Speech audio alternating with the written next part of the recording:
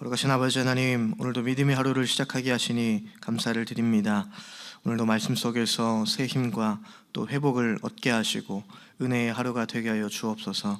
우리 성도님들의 일터와 또 직장마다 하나님 동행하여 주시고 어려운 순간에도 믿음 잃지 않고 형통의 열매 맺도록 하나님께서 돌보시고 인도하여 주옵소서. 여름 사역이 준비됩니다.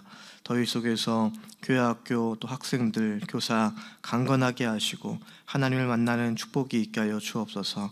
아프신 성도님들도 다시금 회복하게 하여 주시고 하나님을 기쁨과 감사로 예배할 수 있도록 영육간에 강건할 수 있는 은혜를 더하여 주시옵소서. 오늘도 모든 삶의 자리마다 주님께서 함께 하시고 더욱더 믿음으로 승리할 수 있는 은혜를 함께 하여 주시길 간절히 바라며 살아계신 예수님의 이름으로 기도합니다. 아멘. 오늘 우리에게 주신 하나님 말씀은 고린도전서 7장입니다.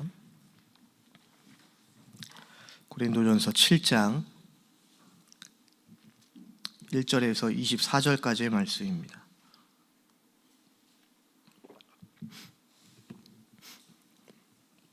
고린도전서 7장 1절에서 24절입니다.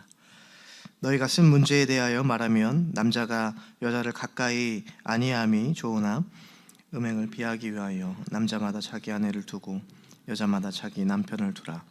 남편은 그 아내에 대한 의무를 다하고 아내도 그 남편에게 그렇게 할지라.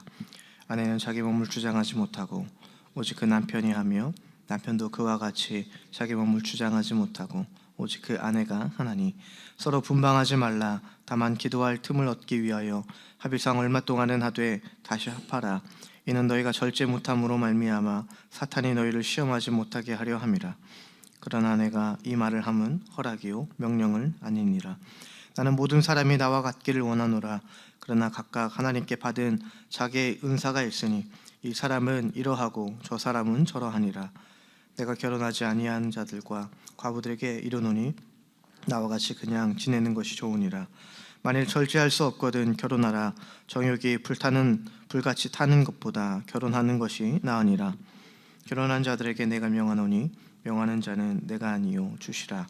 여자는 남편에게서 갈라서지 말고 만일 갈라섰으면 그대로 지내든지 다시 그 남편과 합하든지 하라. 남편도 아내를 버리지 말라. 그 나머지 사람들에게 내가 말하노니 이는 주의 명령이 아니라 만일 어떤 형제에게 믿지 아니하는 아내가 있어 남편과 함께 살기를 좋아하거든 그를 버리지 말며 어떤 여자에게 믿지 아니하는 남편이 있어 아내와 함께 살기를 좋아하거든 그 남편을 버리지 말라.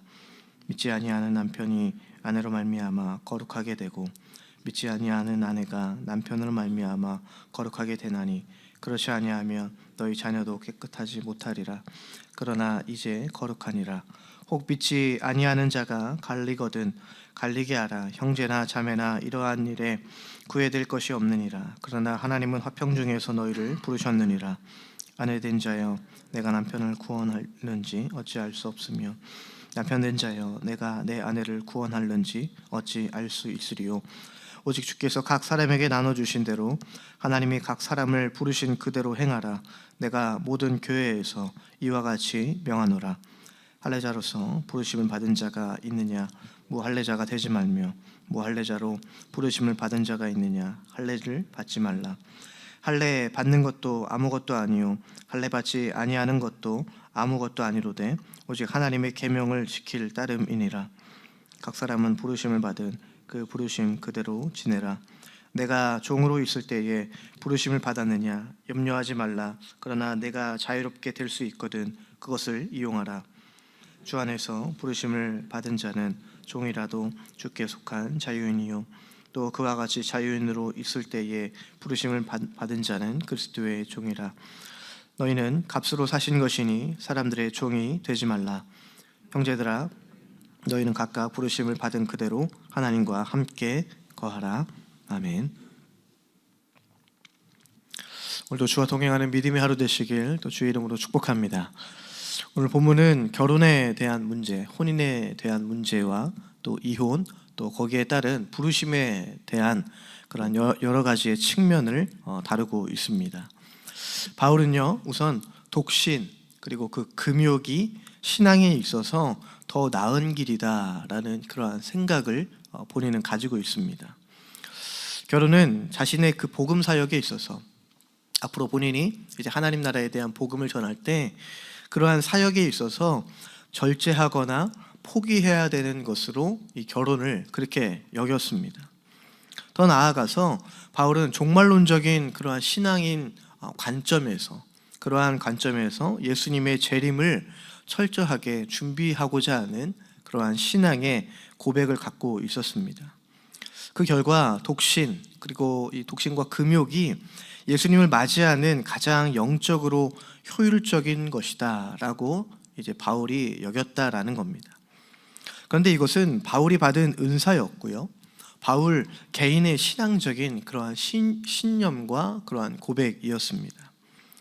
7절에서 바울은 모든 사람이 자기와 같기를 원했습니다.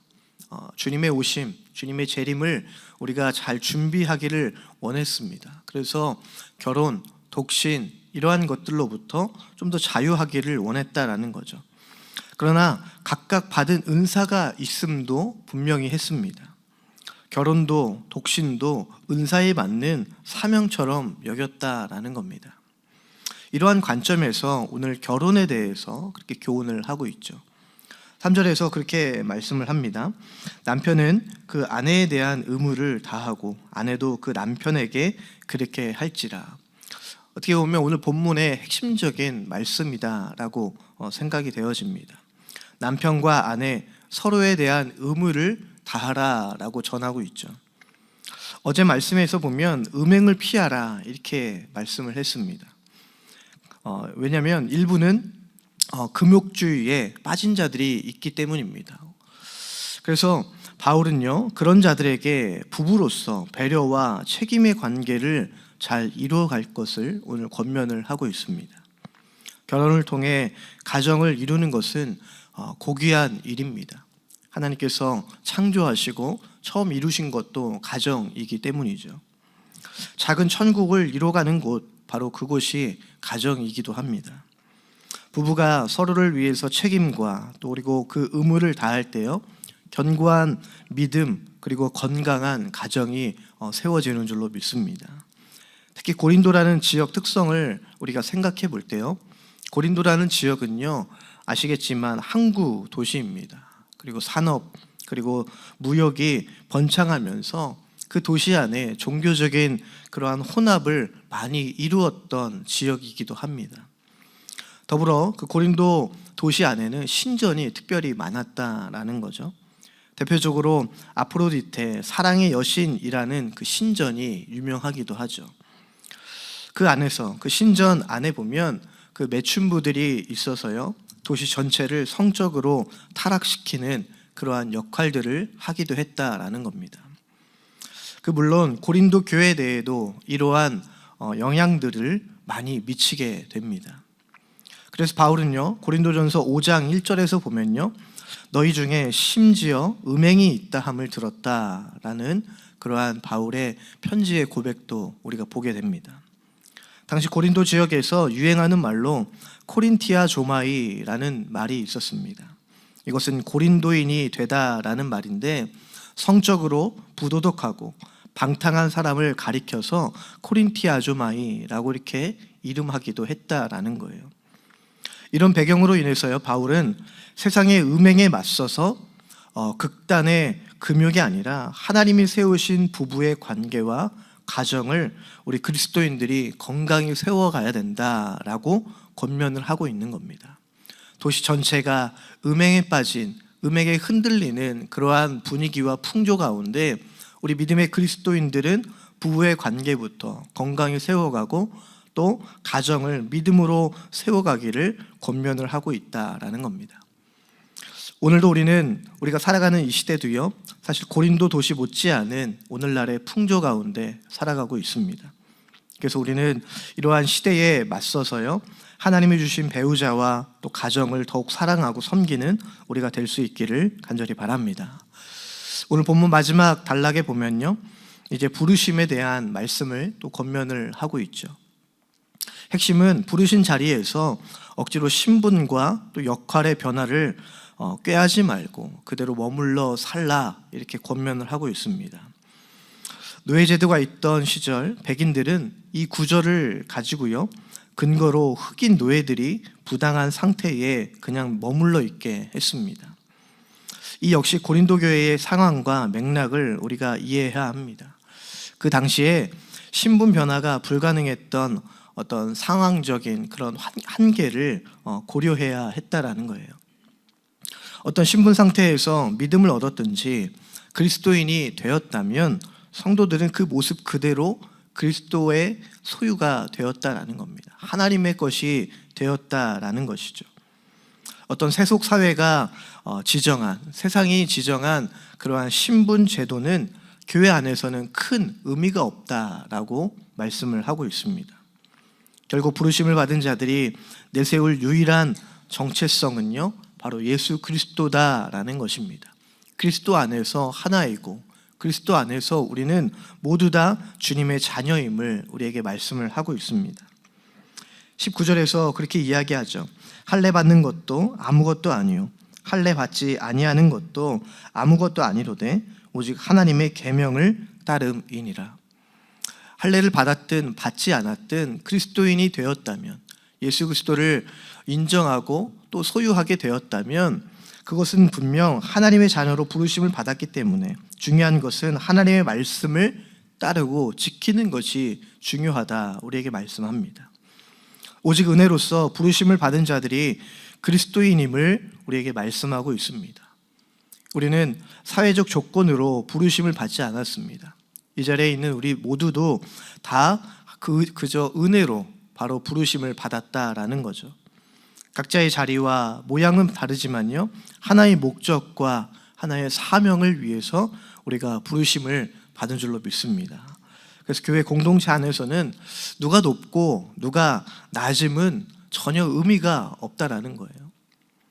바울은 단 한 가지, 종이라도 주께 속하면 바로 자유인이다라고 선포를 하게 되죠. 오직 예수 그리스도 안에 거하는 종으로 사는 것이 중요한 사실을 바로 우리가 잊지 않아야 되겠습니다. 24절에서도 말씀합니다. 형제들아, 너희는 각각 부르심을 받은 그대로 하나님께 거하라. 하나님께 거하는 삶, 그것이 바로 바울을 통해 권면하는 핵심이다라는 겁니다. 예수 그리스도로 자녀가 되었다면 우리는 하나님 안에 거하는 그러한 믿음의 삶이 우리에게 끝까지 있어야 된다라는 겁니다. 주님이 오늘 나를 부르신 그 자리에서 예수님께서 주시는 은혜가 있기를 간절히 바랍니다. 주님께 거하기를 간구하는 우리가 되기를 바랍니다. 세상은요, 비교를 통해서 갈라놓습니다. 갈라놓기를 하죠. 그러나 우리는 각자의 부르심이 다르지만 그 다름을 하나님은 사용하셨다라는 거예요. 그래서 오늘 우리가 부름받은 평범한 여러분의 일상의 자리에서 우리가 행하는 섬김으로 가정 그리고 교회, 우리의 주변이 복음으로 세워져 가기를 주님의 이름으로 간절히 축원합니다. 기도하겠습니다. 거룩하신 아버지 하나님, 고린도 시대만큼 또 방탕하고 또 이기적인 이 세상 속에서 하나님이 저희에게 허락하신 가정을 사랑하게 하여 주시고 또 믿음으로 잘 돌볼 수 있도록 인도하여 주옵소서. 또한 우리를 부르신 이 자리가 더욱더 거창한 곳이 아니라 우리의 가족임에 감사하는 믿음의 자리가 되게 하여 주시고, 오늘도 맡기신 우리 교회 또 공동체 삶의 모든 자리마다 하나님의 복음을 전하고 또 복음으로 승리할 수 있는 주의 자녀들 되게 하여 주옵소서. 이제는 우리 주 예수 그리스도의 은혜와 하나님의 크신 그 사랑과 성령님의 교통하심과 인도하여 주심이 부르신 자리에서 믿음으로 승리하며 또 부르신 그 자리에서 하나님의 복음을 전하기를 다짐하는 주의 자녀들 가운데 위에 이들의 삶과 또 직장과 오늘 살아가는 모든 삶의 자리 위에 이제부터 영원까지 함께하여 주시기를 간절히 축원하옵나이다. 아멘.